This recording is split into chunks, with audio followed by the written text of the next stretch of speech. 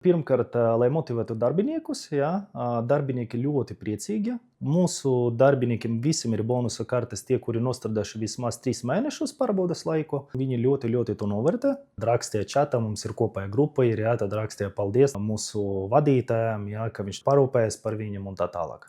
Un otrais arī priekš uzņēmumu atvieglojumu nodokļiem. Tā ir ļoti izdevīgi uzņēmumi, ka nevajag tur ar nodokļiem pašiem tur kaut ko darīt un skatīties, menedžēt visu.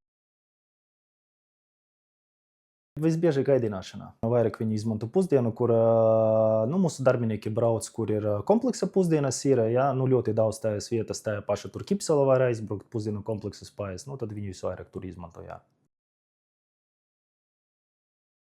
Tie ir cilvēki, kuri pelna uzņēmumam naudu, sāksim ar to, jā, un ja viņus nemotivēt, viņi izgaro pēc laika. Ja tu viņus motivē, viņam vairāk tāds, teiksim, ir kā spēriens, jā, vairāk kaut ko darīt, sevi parādīt, man liekas, jā. Viņam tas ir tāda, respekts pret uzņēmumu, ka par viņu domā, tad viņš gluži otrādi grib arī uzņēmumu parādīt, ka viņš esot vajadzīgs, jā, un viņu uzņēmums tur, ka vajadzīgu darbinieku, un tad viņš arī no savas puses arī vairāk atdod.